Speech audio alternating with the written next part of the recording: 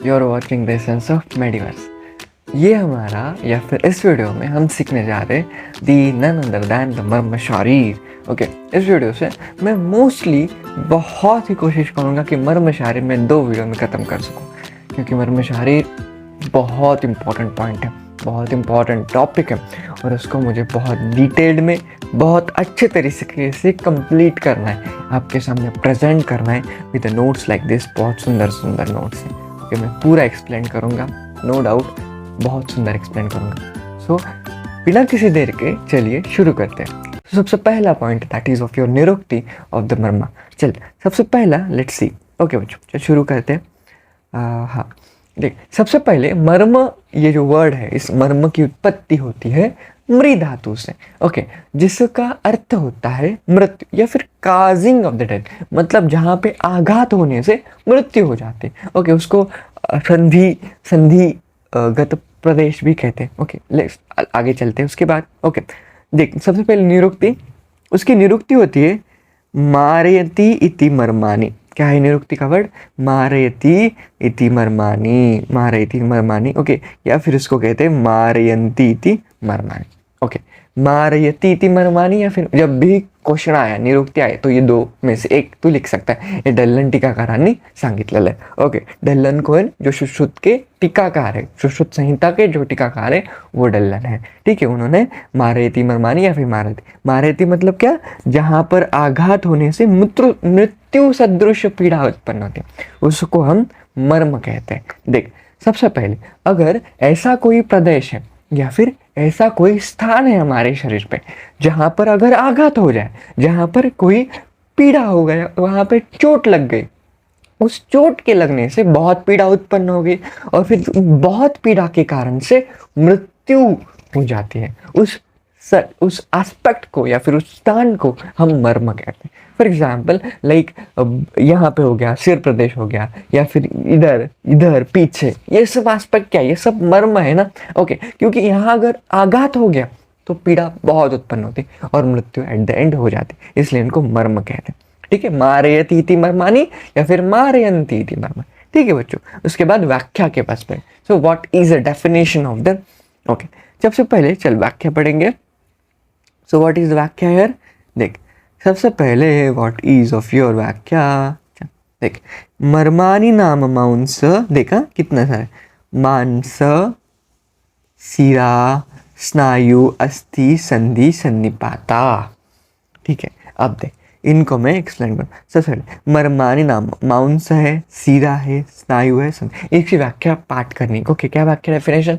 मर्माणि नाम मांस, शिरा, स्नायु, अस्थि, संधि, सन्निपाता, तेषु स्वभावात् एव विशेषतः प्राणः तिष्ठति। अब इसका मीनिंग समझ ले। देख, मर्माणि नाम, ओके, सबसे पहला एक वर्ड आता मांस, शिरा, स्नायु, अस्थि, संधि और सन्निपाता। सन्निपात, इस वर्ड का मीनिंग क्या है? सन्निपात मतलब जहाँ सब एक साथ आते हैं, ओके, उसको सन्निपात कहते हैं। सन्निपात मतलब जहाँ सब एक साथ आते हैं उसे सन्निपात कहते हैं। कौन एक साथ आए? देख, सबसे पहले यहाँ पे किसका जिक्र किया गया? मांस का, शिरा का, स्नायु का, अस्थि का, संधि। जिस स्थान पर ये सब घटक एकत्र आ गए, ओके, और वहाँ जब उस स्थान पर ये मांस, शिरा, स्नायु, अस्थि, संधि ये सब एकत्र आने की वजह से वहाँ प्राण का आश्रय होता है। प्राणः तिष्ठति, ये जो तिष्ठति वर्ड है ना, ये क्रियापद है। तिष्ठति का मतलब वहाँ पे उस प्राण का निवास होता है, इसलिए ये सब एस्पेक्ट एकत्र आने की वजह से वहाँ प्राण का निवास है, इसलिए उसको हम मर्म कहते हैं। समझा? उस पर को नहीं मर्म कहते हैं। देख, वही बताया कि ये 5 रचना है, एकत्र जिस स्थान पर आते हैं उस स्थान पर वहाँ प्राण रहता है और उसको हम मर्म कहते हैं। अगर तो सुश्रुत, अब ये कहाँ दिया गया है? सुश्रुत शारीर स्थान का 7वां अध्याय, जिसका नाम है प्रत्येक मर्म निर्देश शारीर अध्याय। यहाँ पे लिखा भी है प्रत्येक मर्म। देखिए, मर्म शारीर प्रिपेयर करने मुझे इतने सारे बुक्स पढ़ने पड़े। मैंने ये भी पढ़ी, सुश्रुत संहिता भी पढ़ी, फिर उसके साथ ये छोटी वाली बुक भी पढ़ी, उसके साथ मैंने ये भी पढ़ी शिंपी, जो हम बहुत अच्छी लिखी गई है ये वाली डॉक्टर प्रतिभा शिंपी, और सुश्रुत संहिता भी पढ़ी, इसका सातवां अध्याय पढ़ा। सो इतने सारे बुक्स का एक कंपाइल्ड आपको यहाँ पे नोट्स मिलेंगे। सो बहुत इसकी रिसर्च लगती है, सो इसलिए मुझे थोड़ा डिले हो गया इसका करने में। ओके चले, सो अब मैं बहुत अच्छा चले बच्चा। ओके बच्चों, प्रत्येक मर्म निर्देश शारीर अध्याय। अब तो अगर सुश्रुत का अध्याय पढ़ा, ओके, तो उस अध्याय में इस व्याख्या को व्याख्या न बताने के बाद इसको लक्षण बताया है, मर्म का लक्षण बताया है ये बर्मानी नाम से। सो लक्षण व्याख्या एक साथ बताई, ओके सेम बताया, लेकिन उसका एक छोटी सी व्याख्या और भी दी गई, लेकिन ये बाकी के रेफरेंस बुक में दी नहीं गई है, लेकिन ये सुश्रुत संहिता में दी गई। आपके सुश्रुत संहिता का जो शरीर का 7वां अध्याय, उस अध्याय में उसका रेफरेंस दिया गया। सो मैं वो भी आपको एक्सप्लेन करूंगा। अब देख, सबसे पहले संप्राप्ति क्या है। सबसे पहले जिस प्रदेश पर, जिस स्थान पर प्राण आश्रित रहता, अगर उस स्थान पर आघात हो जाए, ओके, उस स्थान पर क्या हो गया, आघात हो गया। अगर उस स्थान पर आघात हो गया तो इंद्रियों के विषयों का ज्ञान नष्ट हो जाता है। मतलब जिस स्थान पर प्राण रहता है उस आघात हो गया, कुछ तो आगंतुक, कुछ तो आ गया, आघात हो गया, सो उसकी वजह से अपने जो 10 इंद्रिय है, ओके, पंच ज्ञानेन्द्रिय, पंच कर्मेंद्रिय, वो अपना ज्ञान प्राप्त नहीं कर पाते। इसकी वजह से वहाँ पे उस व्यक्ति की बहुत ही पीड़ा उत्पन्न होती है, फिर एट द एंड मृत्यु हो जाती है। सो ये मर्म कहता है, ठीक है। अब देख, ये खूब सुंदर एक व्याख्या बताई गई है, बहुत सुंदर व्याख्या सुश्रुताचार्य 7वां अध्याय में। देख समझ ले क्या क्या बताया। देख सबसे पहले येषु अभिहितेषु म्रियन्ते। देख, हाँ, मैं इन वर्ड्स को हटाता हूँ, ये वर्ड्स तो नोट्स में तो तुझे मिलेंगे, नोट्स को सेपरेट लिखता हूँ। ये वाले नोट्स, यही नोट्स है, बहुत सुंदर सुंदर नोट्स है, तो यही लिखेगा ना फुल मार्क्स मर्म में। मर्म बहुत इंपॉर्टेंट है। मर्म आई थिंक मर्म बहुत 10 मार्क का क्या टॉपिक्स है, उसमें एक एलक्यू फिक्स आता, मर्म का एलक्यू होता ही है, बहुत इंपॉर्टेंट। चल, येषु मतलब क्या, जिस, अभिहतेषु। देख, अभिहत इस वर्ड का मीनिंग समझ ले। अभिहत होना मतलब उस व्यक्ति को पीड़ा होना या फिर उस व्यक्ति को कोई जख्म होना, दैट्स ऑफ अभिहता, ठीक है। ओके, चोट लगना, इसको हम अभिहत कहते हैं, ठीक है। चोट लगना ऐसे में कह सकता हूँ, चलो मैं पेन चेंज करता हूँ बच्चों, ठीक है। ओके, येषु, येषु म्हणजे जानना, जानना म्हणजे जिन लोगों को, ठीक है। ओके, चोट लगना, म्रियन्ते नराहतानि मर्माणि। ओके, म्रियन्ते, देख म्रियन्ते का अर्थ होता है मृत्युजनक एस्पेक्ट, ओके ओके। नराहतानि मर्माणि मतलब क्या, देख, जानना, चोट लगना, म्रियन्ते नराहतानि मर्माणि। देख, मर्माणि, मर्माणि मतलब मर्म प्रदेश। अब इनका ऐसा मतलब है कि जिन नराहतानि मतलब पुरुषों को, जिन व्यक्तियों को, ऐसा बताया, व्यक्ति को, ओके, जिन व्यक्ति को, ऐसा रेफरेंस लिया गया। अब देख क्या बोलते हैं, ओके, जब जिन व्यक्ति को, ओके, जिन व्यक्ति को मर्म प्रदेश में चोट लग जाती है, ओके, जिस स्थान पर जिन व्यक्ति को मर्म प्रदेश में अगर चोट लग गई, उनकी उसकी वजह से मृत्युजनक पीड़ा उत्पन्न हो जाती है या फिर उस व्यक्ति की मृत्यु हो जाती है, दैट इज फिर मर्मा। समझा, ये फिर मर्मा की एक लक्षण ही बताया गया है व्याख्या के स्वरूप में, ये भी आपके सुश्रुत संहिता में इसका जिक्र किया गया है, मेंशन किया गया, समझा। ओके, मतलब ऐसे पुरुषों में अगर ऐसा स्थान है जिस स्थान पर अभिहत होने से या फिर चोट लगने की वजह से म्रियन्ते मृत्यु हो जाती है, तो उसको हम मर्म कहते हैं या फिर मर्म कहते हैं, ठीक है बच्चा। ये भी एक व्याख्या है जो आपको वाग्भट ने बताई गई, सिंपली एक एस्पेक्ट वही है जो आपने सुश्रुत की पढ़ी में, मर्माणि नाम मांस शिरा स्नायु अस्ति संधि सन्निपाता तेषु स्वभावत एव विशेषेण प्राण तिष्ठति, वही व्याख्या है वाग्भट ने कुछ ज्यादा दिमाग नहीं लगाया, कुछ ज्यादा एस्पेक्ट नहीं। उधर बोला सुश्रुत तूने 5 बताया ना, मांस शिरा स्नायु अस्थि संधि तूने 5 बताया ना, मैं 6 बताऊंगा, धमनी, बस मेरा कुछ नहीं, मैं सिर्फ इतना, मतलब सही सुश्रुत ने 5 बताए, वाग्भट ने कुछ ज्यादा 1 एक्स्ट्रा बताया, धमनी, दैट इज वेरी इंपॉर्टेंट, ये एमसीक्यू आ सकता है। ओके, तो यहाँ पे लिखा भी है, देख लिखा धमनी समागमा, और यहाँ पे उन्होंने सन्निपात इस वर्ड का रेफरेंस दिया, सन्निपाता सुश्रुत ने वापरा, इन्होंने समागमा वापरा, वही तो तू पढ़ लिया, तुझे भी समझ आएगा। सो दिस इज बहुत इंपॉर्टेंट। एक एमसीक्यू यहाँ पे आ सकता है कि वाग्भट ने दम नहीं एक्स्ट्रा बताया, सिर्फ उसने 5 बताया कि इनका संधिपात हो गया तो आपको उधर प्राण का आश्रय रहता है, इन्होंने बताया 6 रहता है, 6 में प्राण का आश्रय, एक्स्ट्रा दम नहीं बताया। ठीक है बच्चों, ओके। अब संख्या देख, मर्म की हमारे कंप्लीट बॉडी में मर्म 107 मर्म होते हैं। कितने मर्म होते हैं? 107 मर्मास आते हैं। अब ये मर्म हमारे बॉडी के अकॉर्डिंग 4 भाग में बटे, 4 प्रदेश में बटे। कौन सा प्रदेश? सबसे पहले शाखागत। सबसे पहले शाखागत मतलब ये ऊपर, शाखा मतलब क्या? शाखा मतलब आपके जो एक्सट्रीमिटीज होते हैं उनको हम शाखा कहते हैं, मतलब आपके अपर लिम्स एंड आपके लोअर लिम्स। लेकिन उस शाखा में भी 2 एस्पेक्ट, एक ऊर्ध्व शाखागत, ऊर्ध्व मतलब ऊपर की शाखा, मतलब आपके अपर लिम्स आ गए, और अधो शाखागत, अधो शाखागत मतलब आपके लोअर लिम्स आ गए। ये सबसे पहला मर्म का एक प्रदेश में, अपने बॉडी के प्रदेश में बटा मर्म सबसे पहले कॉर्ड शाखागत मर्म। सेकंड मर्म, इस मर्म को हम कहते हैं ऊर्व उदर प्रदेश। ऊरह, ऊरह मतलब इसको हम कैसे बोलते? ऊरह मतलब इधर तक, इधर तक। ठीक है, सो मेरे गले तक। छाती, ऊरह मतलब चेस्ट, ओके, छाती प्रदेश, दैट इज ऑफ ऊरह, इधर तक आएगा, सिर्फ इधर तक। इसके मतलब ग्रीवा प्रदेश मतलब मान जो है, इस मान का अभी नहीं है क्योंकि वो मान को अलग भाग में बांटा, इसलिए चेस्ट तक, छाती तक जो मर्म आते दैट इज ऑफ ऊरह प्रदेशी। और उदर मतलब आपके पेट में, पेट में उदर प्रदेशी, दैट इज ऑफ ऊरह व उदर प्रदेशी। इनको एक साथ लिया गया। पृष्ठगत मर्म, पृष्ठगत मर्म मतलब आपके पीठ पे जो आते हैं दैट इज ऑफ पृष्ठगत मर्म, पृष्ठगत भाग। और ऊर्ध्वशत्रुगत, ये बहुत इंपॉर्टेंट एस्पेक्ट है, इनको मैं आगे भी बताऊंगा जब इसका सेपरेट एक्सप्लेनेशन होगा, तब भी यहाँ पे वहाँ पे एक्सप्लेन किया गया है, लेकिन यहाँ पे बताना चाहूँगा कि ऊर्ध्वशत्रुगत, राइट, ओके। जत्रु इस शब्द का मतलब क्या? तू बोलेगा मास्टर जत्रु मतलब तो वही रहती है ना जिसमें रात पालना लगता है, और अरे वो जत्रा रहती है, वो मराठी के अकॉर्डिंग जत्रा, लेकिन संस्कृत के अकॉर्डिंग जत्रु का मीनिंग क्या आता है? जत्रु मतलब तेरे इधर से, मतलब तेरे छाती के ऊपर और तेरे सिर के नीचे, ये वाला, दिस इज ऑफ जत्रु, समझा? दिस इज जत्रु, छाती के ऊपर, गले के या फिर सिर के नीचे, जत्रु, इस प्रदेश को कहते हैं जत्रु। मतलब छाती के ऊपर, देख, छाती के ऊपर, छाती के ऊपर और सिर के नीचे, दैट प्रदेश को जत्रुगत, सिर के नीचे,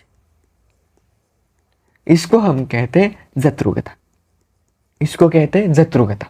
अब ऊर्ध्व जत्रुगत है ना, ऊर्ध्व जत्रुगत मतलब ये जत्रुगत, फिर इसके ऊपर मतलब सिर भी आ गया, हाँ, मतलब जत्रुगता और ऊर्ध्व जत्रुगता, ऊर्ध्व वाला ये वाला, मतलब ऊर्ध्व जत्रुगता मध्ये पूरा इतना आ गया, मतलब इधर से इधर तक, ये पूर्ण आपका ऊर्ध्व जत्रुगता में। लेकिन जत्रुगता में सिर्फ इतना आता है, लेकिन ये ऊर्ध्व जत्रुगता है, मतलब इसमें जत्रुगता प्लस शिरोगता कंप्लीटली कंबाइंड है ऊर्ध्व जत्रुगता। Very important concept. ठीक है बच्चों, सो ये 4 पार्ट्स गिरते आपके कंप्लीट ह्यूमन बॉडी के, जिसमें मर्म इंक्लूड होता है। ठीक है बच्चों, सो 107 मर्म है, इनके कैसा क्लासिफिकेशन करते हैं एक एक स्टडी करेंगे, डिटेल्ड में स्टडी करेंगे, बहुत सिंपली स्टडी करेंगे, बिना किसी देर के यहाँ पे ही स्टडी करेंगे। सो ओके बच्चों, शाखागत मर्म 44 रहते, कैसे रहते आगे पढ़ेंगे, चल एक एक पढ़ते। शाखागत मर्म 44, अब देख बहुत सिंपली है, बहुत अच्छे से बताऊंगा इसको। देख बच्चों, सबसे पहले देख शाखागत मर्मा, यहाँ पे दिख रहा तुझे, ओके, हाथ दिख रहा है, यश मास्टर।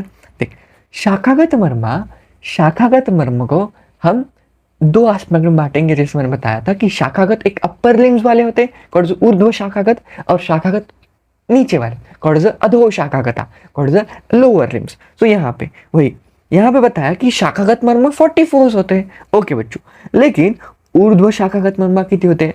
22 आर देयर, एंड अधो शाखागत मर्मा कितने? 22 आर देयर। सो ऊपर वाले 22, नीचे वाले 22, कंप्लीट हो गए 44।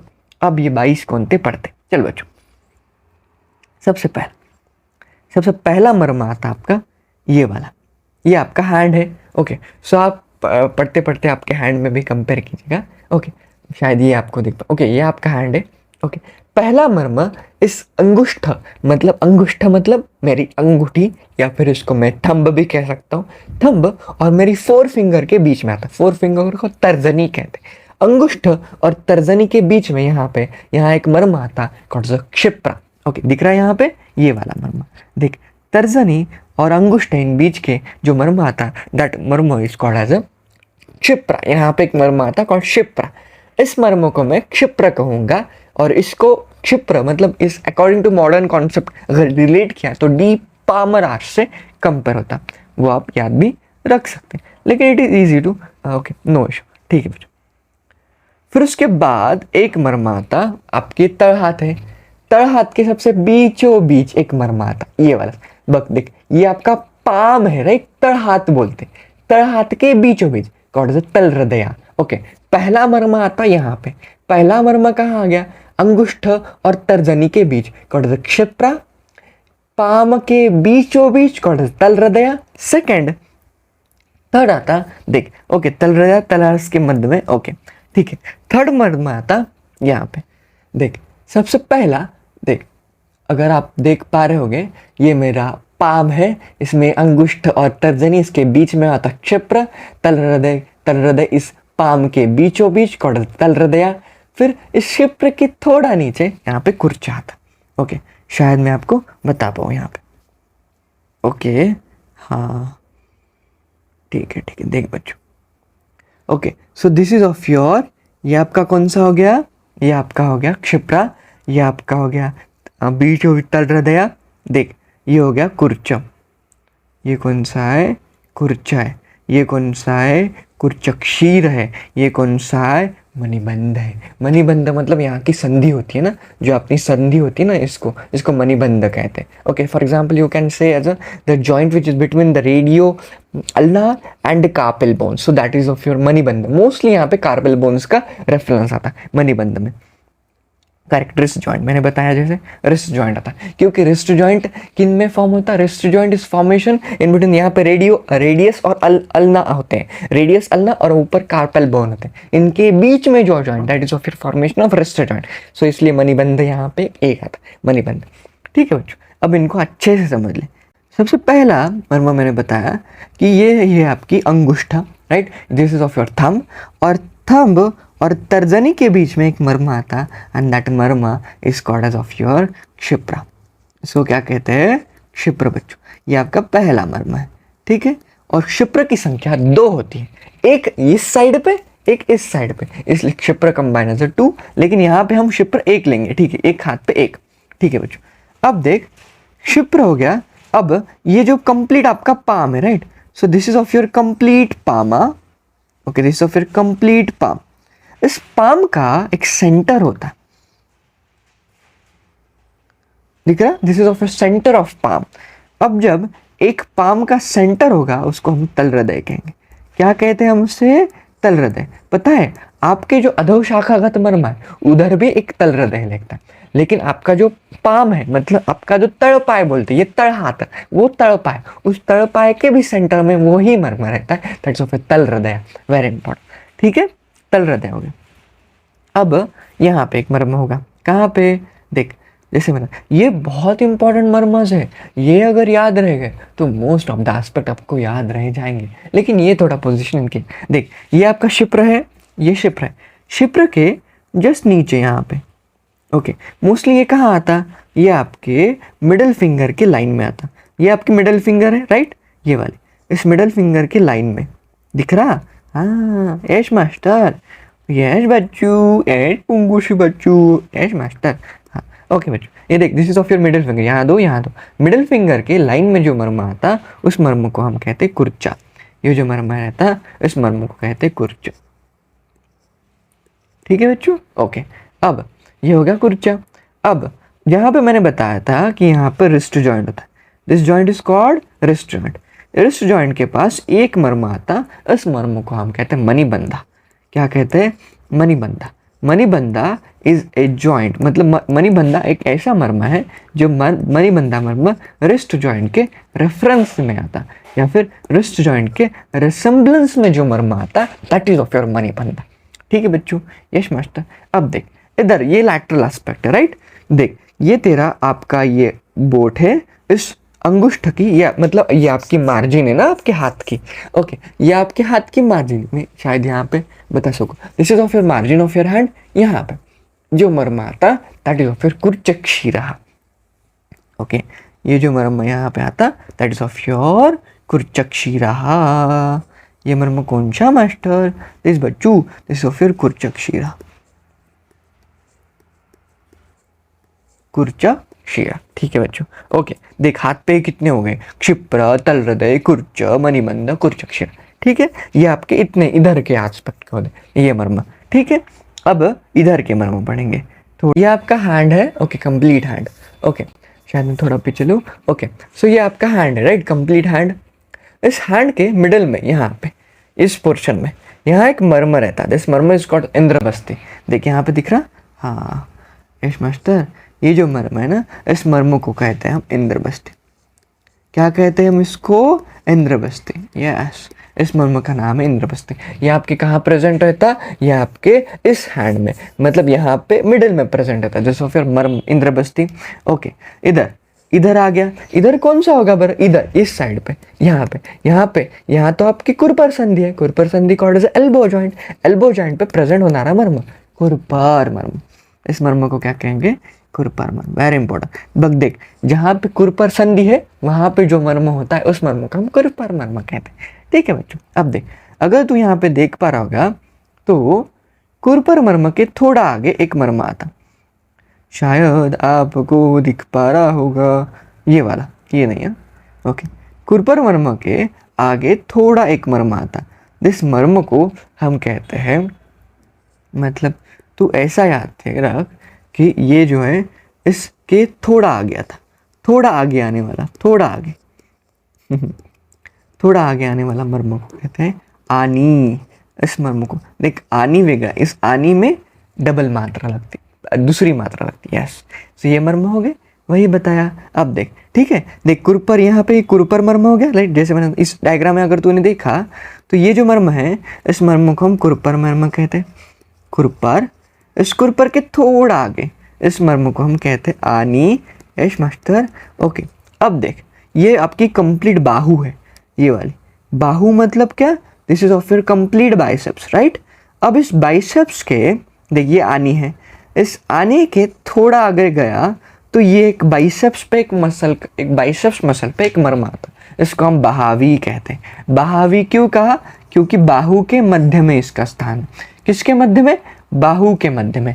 बाहु मतलब क्या? बाहु मतलब आपका बाइसेप्स। फॉर एग्जाम्पल ये वाला, दिस इज ऑफ योर बाहु, इसके मध्य में इसके मध्य में जिसका स्थान हो गया, सो that is of your Wahabi, okay बच्चों। इसके मध्य में जिसका स्थान हो गया वो आपका बहावी हो गया, ओके। यहाँ पे इसका रेफरेंस ब्रेकियल आर्टरी से लिया जाता है, obviously it is brachium because it is a brachium region ना। यहाँ पे ब्रेकियल आर्टरी, आगे थोड़ा ऊपर थोड़ा एक्सिलरी आर्टरी, ब्रेकियल आर्टरी, नीचे गया तो रेडियल और अल्नार आर्टरी आती है, सिंपली वही एस्पेक्ट। ऊपर गया ना, यहाँ पे एक लोहिताक्ष मर्म होता है, लोहिताक्ष मर्म का अगर मॉडर्न से कंपेयर किया गया तो एक्सिलरी आर्टरी का रेफरेंस आता है। सो लोहिताक्ष यहाँ पे बाहु के मध्य में बहावी, थोड़ा नीचे यहाँ पे कुरपर संधि के एस्पेक्ट में कुरपर के थोड़ा ऊपर आनी मर्म, आनी, बाहु के मध्य में बहावी, यहाँ पे एक्सिलरी आर्टरी के एस्पेक्ट में, एक्सिलरी आर्टरी के एस्पेक्ट में आपको अभी बताया लोहिताक्ष, क्योंकि आर्टरी है ना लोहिताक्ष, और यहाँ पे एक्सिलरी, एक्सिला के रीजन में जो मर्म आता उसको कक्षधरा, वही रफ। देख यहाँ पे अगर मैंने ये आपको मिटाओ,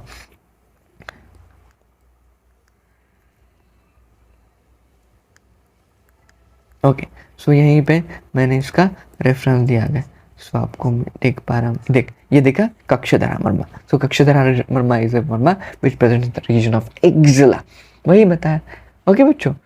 सो ये मैंने पूरा मर्मा आपको बता दिया, अधो शाखा, सॉरी ऊर्ध्व शाखा का मर्मा हो गया क्या? देख, ये कक्षधरा, कुरपर बता दिया, बहावी, ये 11 हो गए होंगे, ओके। ये पूरे 11 है, 11 को अगर 2 से मल्टीप्लाई, क्योंकि इस साइड के 11, इस साइड के 11, टोटल कितने? 22, सिंपल, वही तो एस्पेक्ट है ना बच्चों, ठीक है। अच्छा, अब अधो शाखागत मर्मा की तरफ जाएंगे, ओके बच्चों। अब देख, अधो शाखागत मर्मा, अधो शाखागत मर्मा का एक छोटू सा श्लोक है, क्या श्लोक है? तत्र शक्ति मर्मानि क्षिप्र, तलहृदया, कुर्च, कुर्चक्षीरो, गुल्फ, इंद्रप्रस्थी, जानु, आनी, उर्वी, लोहिताक्षानी एंड विटपचैत। अब इधर में देखेगा तो मोस्ट ऑफ द मर्म तेरे सेम ही है। जो आपके ऊर्ध्व शाखागत थे ना, वही मोस्ट ऑफ द मर्म आपके अधो शाखागत मर्म, लेकिन कुछ मर्म नए भी है। Yes master, there are some marmas which are new to us. चल बच्चों, सबसे पहला मर्म ये आपका तड़पा है, सिंपली दिखता है। यस बच्चों, जैसे हमने बताया था कि अगर मेरा ये अंगुष्ठ है, अंगुष्ठ और तर्जनी के बीच में अगर कोई मर्म है, उस मर्मों को क्या कहा था मास्टर? तूने उस मर्म को क्षिप्र कहा था। सिंपल वही तो है।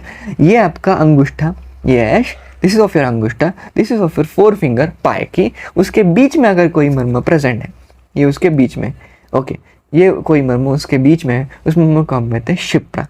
उसके क्या कहते हैं? उस मर्म को हम कहते हैं क्षिप्र।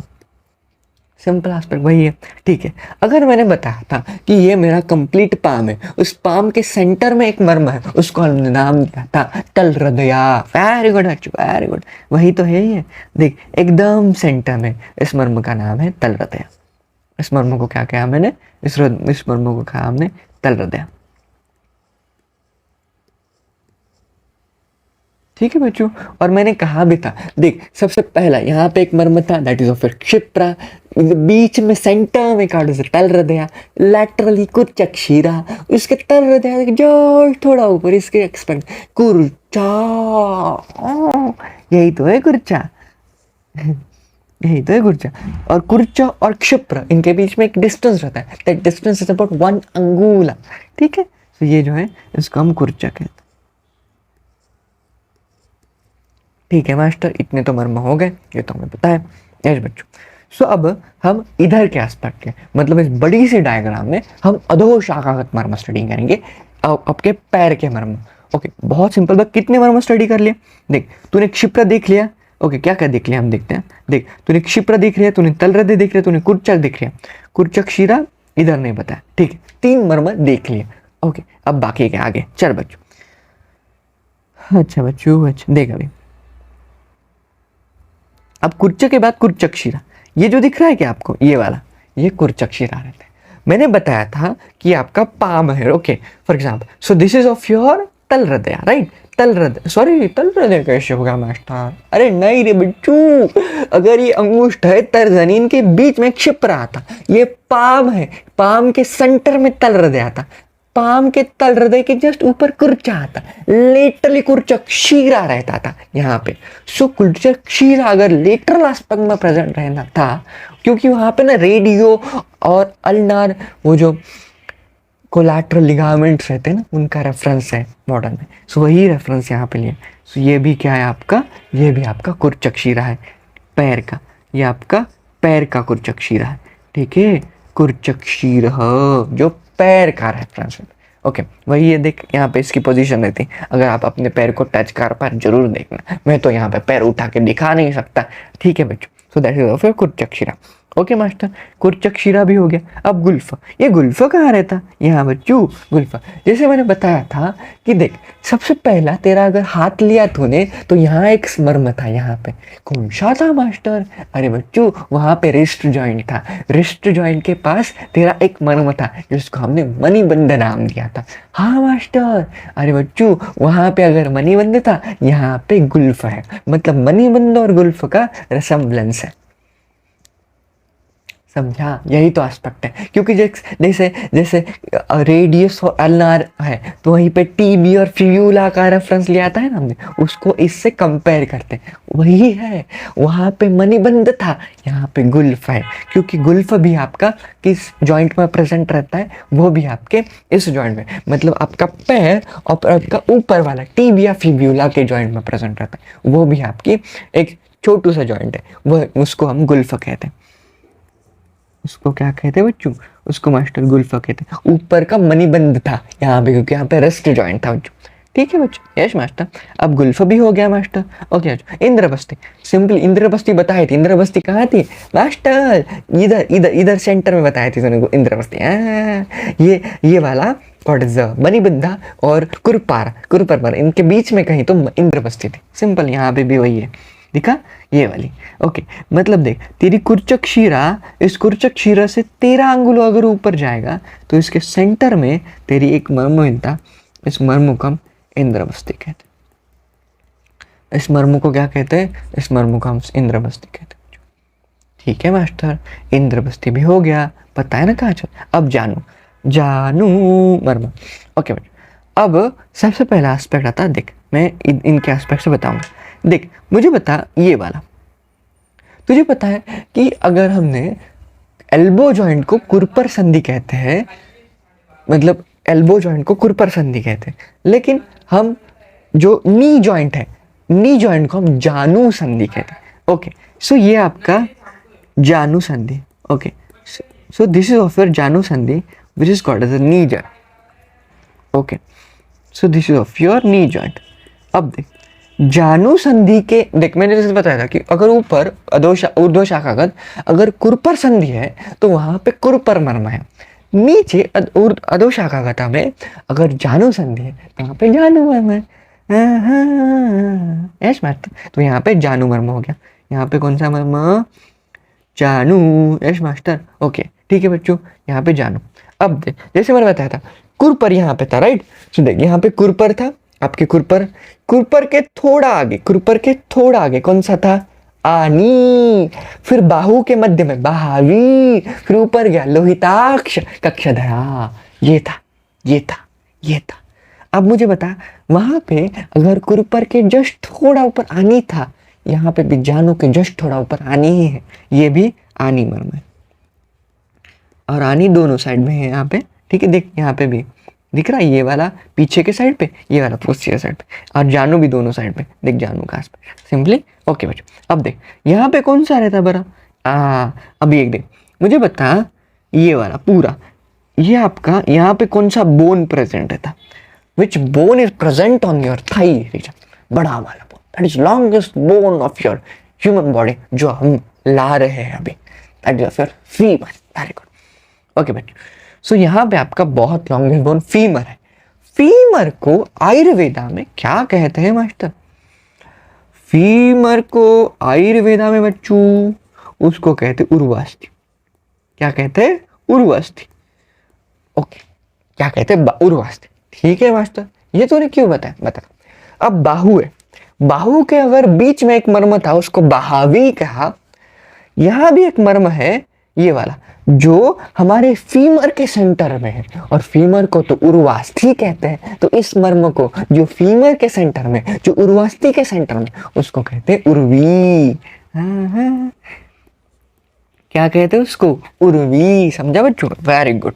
अब देख एक मर्म यहाँ पे आता, कहाँ पे? ये है माँ। ओके, यहाँ पे दिख रहा ये वाला। अब ये मर्म कहाँ आ गया मास्टर? ये मर्म तो हिप जॉइंट में आ गया, right. Very good. Hip joint को हमारे आयुर्वेद के लैंग्वेज में क्या कहते हैं? वंशन संधि। ऑब्वियसली हिप जॉइंट है ना, मतलब वो किस में? That is of your hip और आपके उर्वास्थि में। देख आपने यहाँ पे हो गया, देख इंद्रबस्ती हो गया, जानू हो गया, आनी हो गया, और भी। अब देख ये वाला, सो ये जो है जहाँ पे आपका फंक्शन संधि प्रेजेंट है, उधर को हम कहते हैं लोहिताक्ष। अब तूने बता, तूने देखा यहाँ पे एक रेसेम्बलेंस मिलती है। तुझे पता है कि वंक्शन संधि भी बॉल एंड सॉकेट जॉइंट है, और ऊपर भी आया तो यहाँ पे एक्सिलियरी आर्टरी थी, यहाँ पे भी आपकी कौन सी थी? लोहिताक्ष थी। और लोहिताक्ष यहाँ पे भी कौन सा जॉइंट रहता? Ball and socket joint. तो इधर भी बॉल एंड सॉकेट जॉइंट के पास था, वो भी लोहिताक्ष था। नीचे भी अगर बॉल एंड सॉकेट, उधर भी लोहिताक्ष थी। कितनी बारी, ठीक, याद करने में कितना आसान है, ठीक है। और उसके एकदम एंड में एक यहाँ पे एक मर्म रहता, बहुत सिंपल और बहुत इंपॉर्टेंट। इस मर्म को कहते हैं विटप मर्म। ये मर्म बहुत इंपॉर्टेंट है। क्यों इंपॉर्टेंट है? क्योंकि ये ऐसा मर्म है कि जो मोस्टली आपके वृषण या फिर आपके टेस्टिकल्स में प्रेजेंट रहता है। That is of your vitapa marma. Okay, यहाँ पे अगर आघात हो जाए व्यक्ति को बहुत वेदना पीड़ा होती है। यू कैन आपने हाँ मतलब बहुत ही ज़्यादा वेदनाथ पीड़ा होती है। जब भी क्रिकेट खेलते हैं तब में भी यहाँ पे चांसेस होता है बॉल लगने का, so it leads to very very very drastic pain. So यहाँ पे विटप मर्म रहता है। विटप मर्म एक बहुत उस पर आघात हो जाए तो मृत्युजनक पीड़ा उत्पन्न हो जाती है। वृषण, वृषण मतलब टेस्टिकल्स के यहाँ पे वो मर्म पहनने की, इसकी पोजिशन भी यहाँ पे मेंशन की गई। ओके बच्चों, सो यही है। सो यहाँ पे मुझे कुच्चमर्म का कुछ एमसीक्यू का एस्पेक्ट है कि कुच्चमर्म जो रहता है वो पादजल और पादपृष्ठ दोनों प्रदेश में रहता है। अगर मैंने कुच्चमर्म आपको एक्सप्लेन कर दिया है, देखिए यहाँ भी रहता है और आगे भी रहेगा। आगे मतलब पाद, ये पाद तल है और पाद पृष्ठ मतलब यहाँ दिखा, ये कुर्च है। इस ऐसा एमसीक्यू यहाँ पे आ सकता है, वो दिया है। ठीक है बच्चों, animarma is also present on both side. Animarma, janumarma, kurchamarma present on both side. देख जानुमर्म भी है आगे की तरफ भी पीछे की तरफ भी, मतलब उसका प्रेजेंटेशन यहाँ पे दिखाई पड़ता है बच्चों। यही है, पूरा एक्सप्लेन कर दिया है यहाँ पे, पीछे एक्सप्लेन कर दिया था। यही स्लाइड है जहाँ में उसके और इन्फॉर्मेशन एक्सप्लेन की गई है। सो ये थोड़ी वीडियो लंबी हो गई, इसकी वजह से मैं ऊर्व उदर प्रदेशी मर्म को नेक्स्ट वीडियो में डिटेल एक्सप्लेन करूंगा। आपको मर्म समझने चाहिए, दैट इज मेन एस्पेक्ट, कि मर्म लिया लिया लिया लिया पटपट लिया। सो that is not motive of this channel बच्चा। ये इस चैनल का मोटिव नहीं है कि मर्म बताया हो गया नहीं। मैं वीडियो लगाऊंगा ज़्यादा लेकिन एक्सप्लेन अच्छा करूंगा, वो समझ में आएगा तेरे को। सो इसलिए इसका एक्सप्लेनेशन नेक्स्ट वीडियो में होगा। So hope you like this video, keep sharing, and this is for this video. So hope you like this video, keep sharing, video को ज़्यादा से ज़्यादा शेयर करना और कमेंट ज़रूर करना कि आपको वीडियो कैसा लगा। Thank you so much.